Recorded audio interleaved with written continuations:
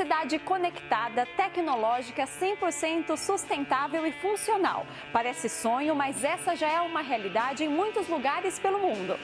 São as cidades inteligentes. O conceito é bem amplo, mas o objetivo principal é um só: garantir mais qualidade de vida ao cidadão através da tecnologia. No ponto de encontro de hoje, você vai entender de que forma uma cidade inteligente melhora o seu dia a dia. É preciso colocar a tecnologia não como um fim, mas como um meio para dar qualidade de vida, para dar à realidade daqueles que moram na cidade facilidades que antigamente não era possível. Iniciativas da região para tornar o transporte mais eficiente e mais sustentável usando a energia elétrica. O carro elétrico ele tem um consumo por quilômetro de aproximadamente 1/4 do que você gastaria com combustível convencional. Isso daí é uma grande vantagem para o bolso do consumidor. Além disso, você também tem uma vantagem que é a não emissão de particulados. Então, para a comunidade onde ele está sendo utilizado, isso traz benefícios muito superiores. A inovação na segurança. Drones usados para monitoramento da cidade em Santa Bárbara do Oeste. Nós já tivemos praticamente 5 quilos de entorpecente apreendido com o apoio do drone, onde nós conseguimos identificar o local onde estava sendo fracionado drogas, próximo a uma área verde, e com as imagens conseguimos no ponto exato fazer essa apreensão. Eu penso que toda instituição hoje tem que estar preocupada com a questão da sustentabilidade na sua visão mais abrangente possível. Tudo isso agora no Ponto de Encontro.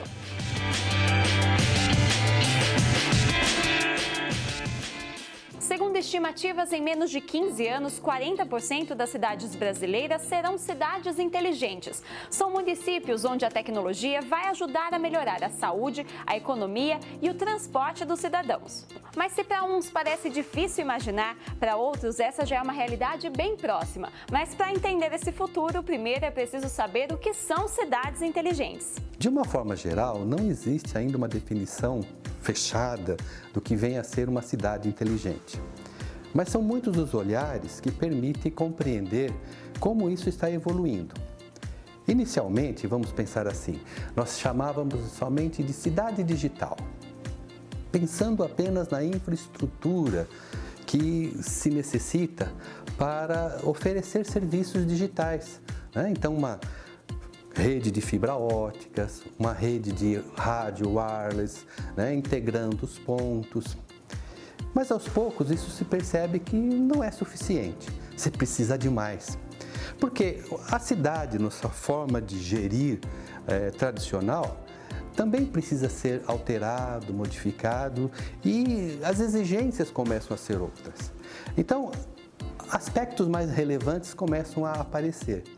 Então, de cidade digital, a gente começa a pensar em cidades digitais e sustentáveis.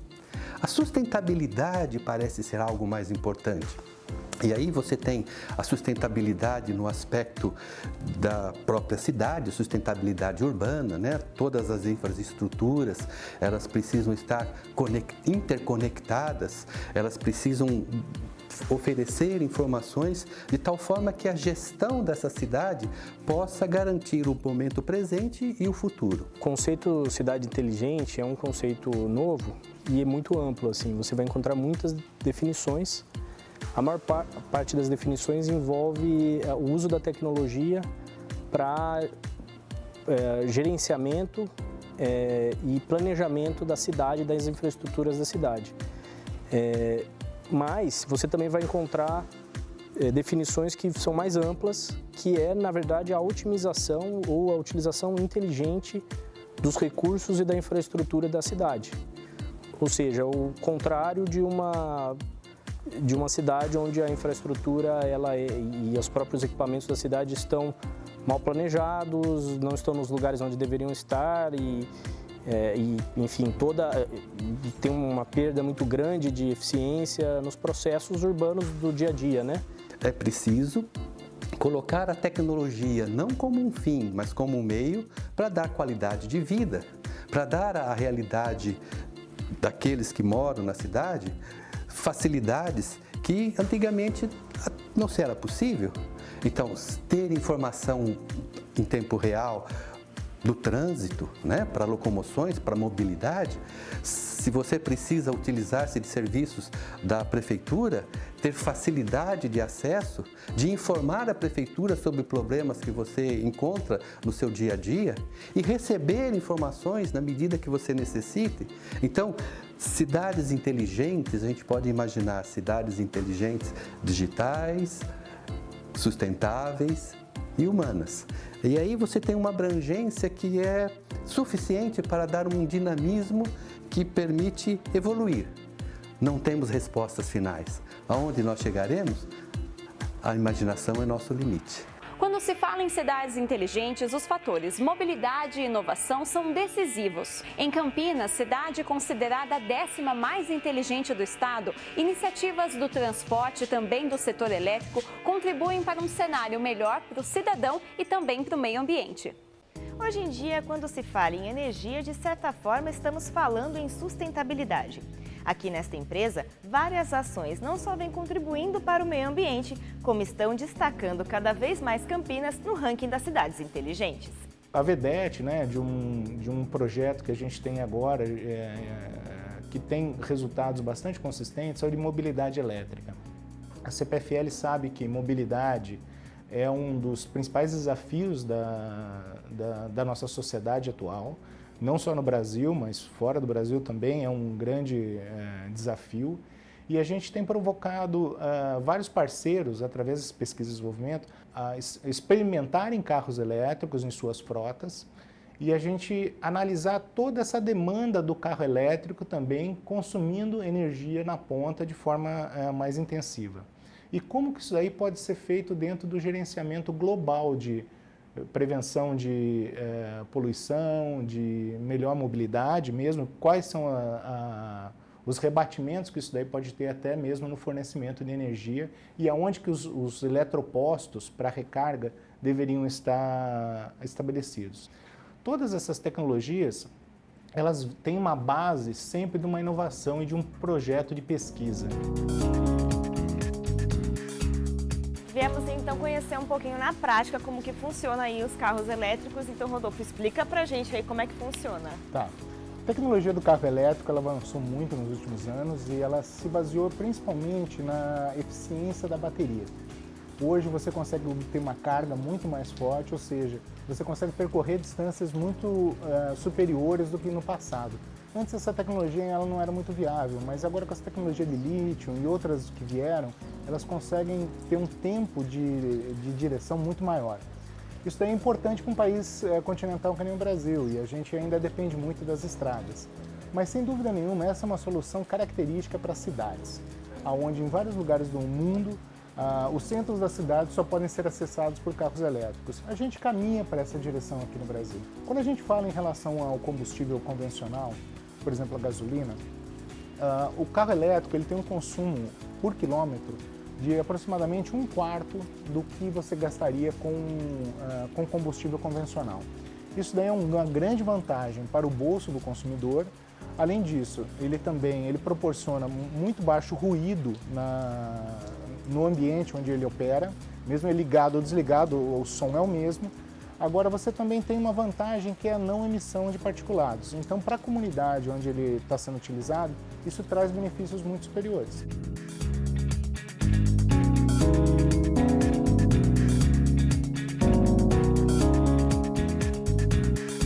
Então, depois de entender um pouquinho como é que funcionam os carros elétricos, o Danilo vai levar a gente para dar uma voltinha. Vamos lá, Danilo? Vamos lá.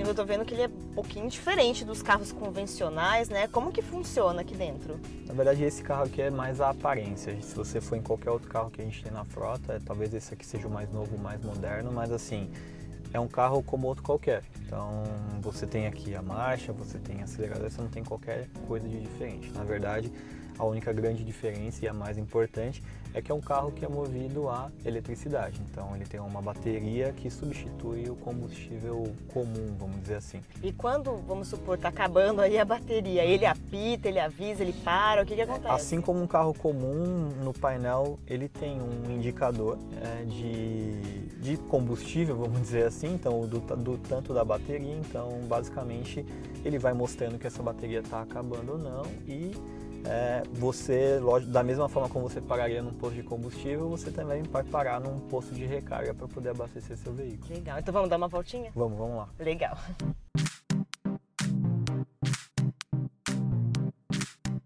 Então você pode ver que é basicamente um veículo comum. Acho que a única grande diferença que o veículo tem e que é bastante relevante, vamos dizer assim, é que ele não tem barulho nenhum, né? Então, como não existe um motor a combustão que faz o barulho tradicionalmente num veículo, esse carro ele é um carro bastante silencioso. Talvez você só consiga escutar mesmo o barulho do pneu batendo no asfalto, basicamente. Então, em termos de barulho do veículo, ele é muito silencioso mesmo. Quando você pensa em manutenção desses veículos, por exemplo, quando eu comparo um veículo a combustão com um veículo elétrico, ele tem cerca de 40% menor custo de manutenção do que um veículo a combustão, justamente porque ele tem muito menos partes móveis na sua construção do que um veículo tradicional.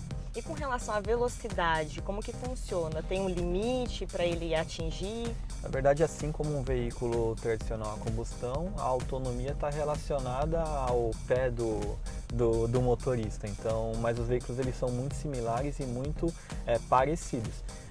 Você tem, por exemplo, esse carro que a gente está dirigindo, ele tem um torque muito forte, ele atinge de 0 a 100 km por hora em cerca de 6 segundos, isso é muito rápido, e ele pode chegar quase nos 200 km por hora, então é quase um carro esportivo, então você não tem muita diferença de um veículo tradicional. Desde 2015, Campinas conta com 11 ônibus elétricos circulando pela cidade. Viemos então conhecer como funcionam esses veículos e quais as diferenças deles com os convencionais. Vamos lá? A parte interna do coletivo é bem semelhante do tradicional. É na lataria que se percebe a primeira grande diferença. Para o cliente, é um veículo confortável, né? Tem ar-condicionado, né? Agora tem um modelo novo que nós estamos adquirindo. Já veio com ar-condicionado. Para o motorista, traz conforto ao dirigir, porque ele é automático. Para manutenção, esses veículos, eles têm assim, algumas vantagens também, que é a forma de fazer manutenção mais limpa, né? E com menos frequência. O veículo apresenta poucos problemas de manutenção. A recarga total do ônibus leva em torno de 4 horas. Com autonomia para rodar até 250 km por dia, o veículo atende a população da região do Campo Grande. Com relação aos benefícios mesmos, que vocês já perceberam que esses veículos circulando pela cidade já trouxeram, não só para a empresa, mas para a cidade de forma geral? O benefício maior é o ambiental, é a poluição sonora e poluição ao meio ambiente mesmo, né? Que não tem poluição, né? Que um veículo convencional, ele sai poluindo a cidade. E esse não tem esse problema. Então é uma coisa assim de futuro, né? Que o povo fala, mas que para Campinas já é realidade, já chegou aqui. Para o secretário de Transportes de Campinas, a perspectiva é ampliar cada vez mais o uso desta tecnologia na cidade. Nós estamos terminando um novo arranjo do transporte público no município que vai transformar as atuais 4 áreas em que o sistema é dividido, 4 áreas geográficas, em 6 áreas. Essas 6 áreas, elas terão em comum uma 7ª área, que é o entorno da região central, que nós estamos denominando de área branca. Nesta área branca, só circularão ali dentro veículos com essa capacidade não poluentes. E o elétrico é o principal veículo não poluente. Existem outras tecnologias que nós também estamos analisando, veículo híbrido, célula de hidrogênio e tal, mas o elétrico é o principal veículo com esse perfil.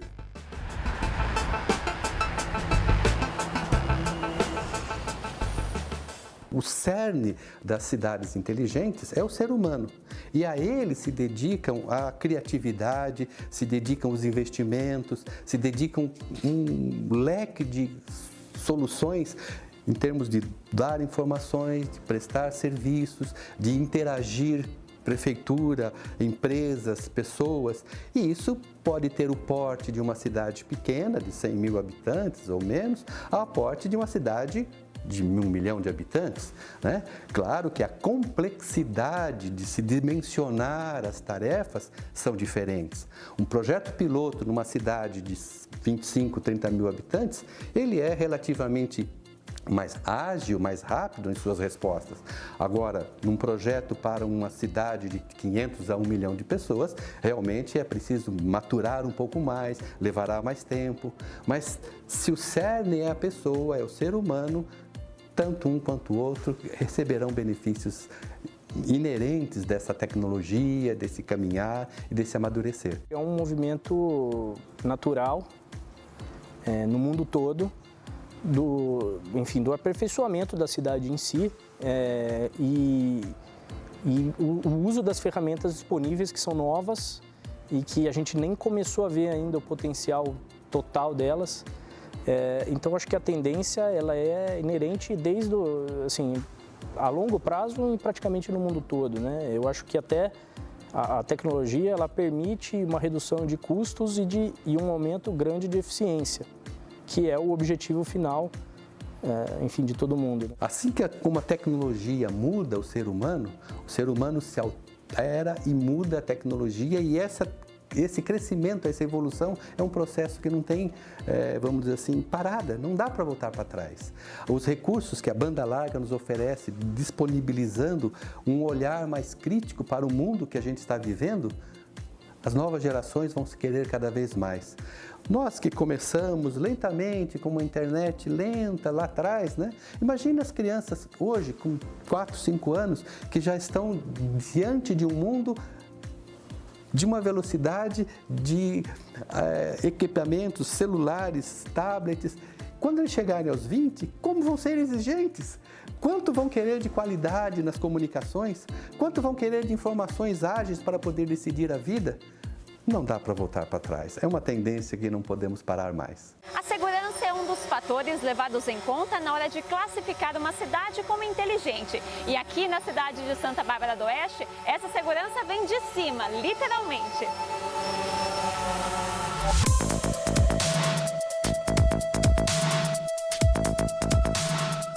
A Guarda Municipal ganhou, digamos assim, uma ajudinha do céu. Mas nesse caso não se trata de religião, e sim tecnologia. 2 drones sobrevoam a cidade e fazem todo tipo de patrulhamento. Eles monitoram eventos, observam as ruas e o trânsito e até conferem veículos suspeitos em áreas de difícil acesso.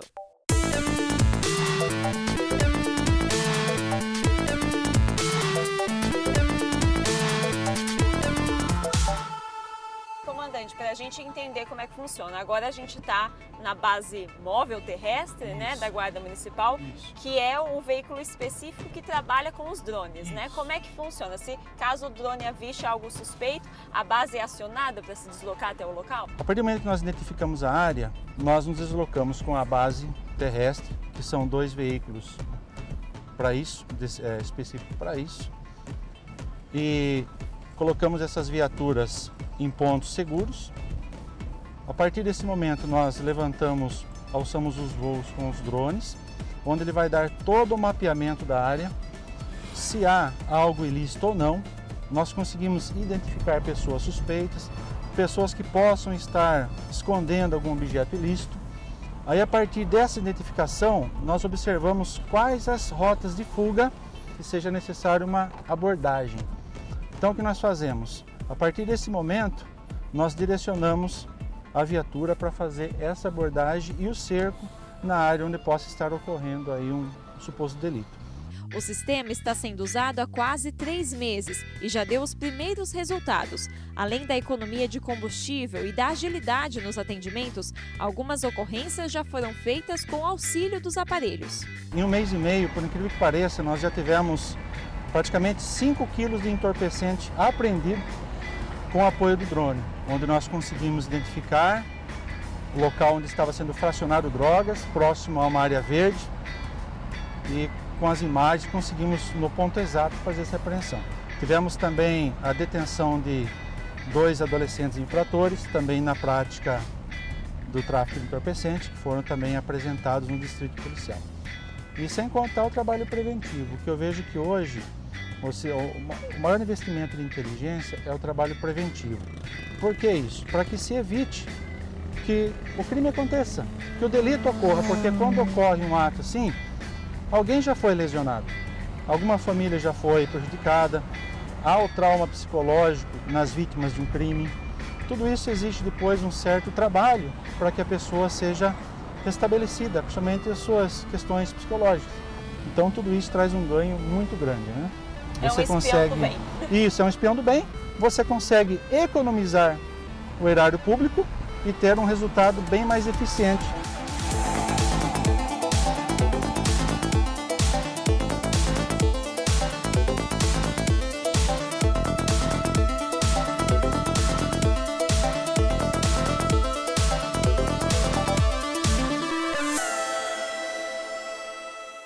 Mas como fica a privacidade na era das cidades inteligentes? Algumas informações, como a localização, são fundamentais para garantir sistemas mais eficientes. Mas, por outro lado, elas podem expor o morador a alguns riscos de segurança.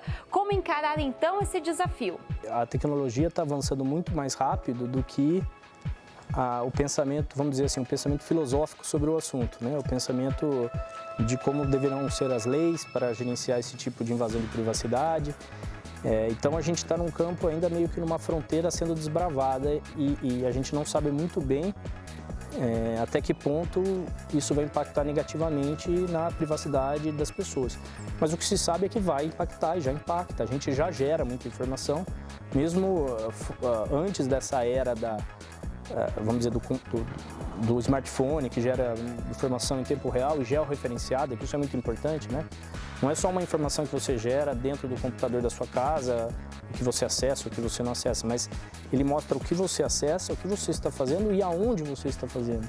Então, uma informação georreferenciada ou geográfica, né? Uma informação geográfica que permite que você espacialize esses dados todos. Então, todo mundo sabe onde você está e o que você está fazendo.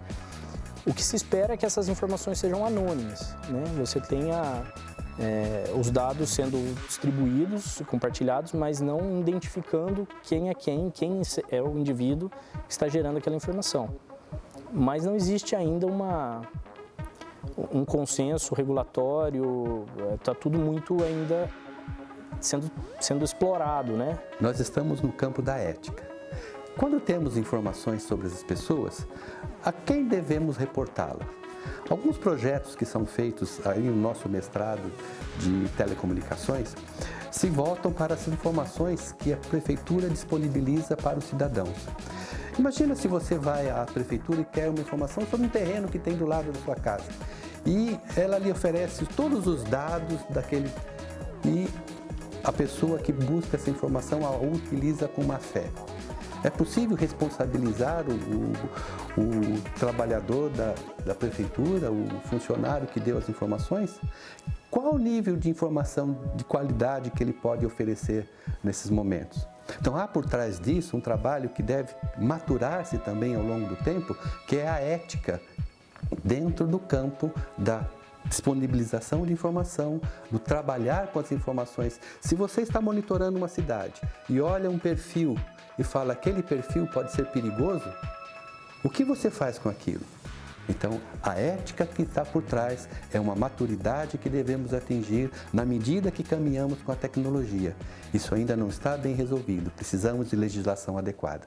Uma cidade inteligente pode ser menor do que você pensa. Um campus universitário, por exemplo, também é uma cidade e por isso não fica de fora dessa tendência. E é claro, a PUC Campinas também já faz parte desse universo. Acompanhe. Para serem tratadas como inteligentes, as grandes cidades têm utilizado a tecnologia como ferramenta para minimizar as consequências negativas do rápido crescimento urbano. Mas como trazer essa inteligência para dentro da própria realidade? Essa foi a pergunta da PUC Campinas, que resolveu adotar projetos para lidar com problemas internos. Nos 2 campi da universidade, mais de 25 mil pessoas circulam todos os dias. Você consegue imaginar, então, o quanto de energia é utilizada para atender toda essa gente? Para controlar esse consumo, a PUC Campinas investiu em 2 grandes ações. A primeira foi substituir cerca de 15 mil lâmpadas fluorescentes por lâmpadas de LED, o que deve reduzir em 50% o consumo de energia e em 90% o custo de manutenção nos próximos 5 anos. A substituição das lâmpadas, isso sim, vai possibilitar uma redução de quase R$400 mil por ano, daí na conta de energia da PUC e no processo de manutenção, porque a parte de manutenção é muito grande, nós temos muitas salas, muitas lâmpadas, então é muito caro também. A segunda foi a construção desta usina solar experimental instalada no último mês de julho. Ela também prevê uma economia próxima a R$20 mil por ano. A gente fez um espaço cujo telhado é de célula fotovoltaica e embaixo a gente vai trabalhar um laboratório de energia solar. Esse laboratório tem o objetivo de atender todos os cursos da PUC Campinas de uma tecnologia que chegou para ficar e que tem uma propensão de crescer demais, que é a parte de geração distribuída. Geração distribuída, no limite, é as próprias residências estarem gerando sua própria energia. A usina vai levar iluminação para salas de aula próximas ao local de instalação. Então, durante o ano, o balanço energético anual, o que a usina gerar, foi capaz de atender a energia consumida para iluminação em todas as salas de aula do CT e em mais 20 salas de aula lá do H15. Além da dimensão da energia, a PUC Campinas trabalha com mais 4 que fazem parte do projeto Guarda-Chuva Campi Inteligentes. São eles: segurança, mobilidade, tecnologia da informação e comunicação, além de água e resíduos. Tudo para promover o aumento da sustentabilidade nos espaços e melhorar a vida da comunidade acadêmica.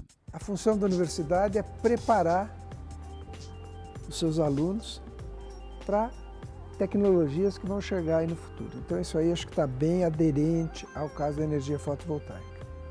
Segundo, eu penso que toda instituição hoje tem que estar preocupada com a questão da sustentabilidade na sua visão mais abrangente possível.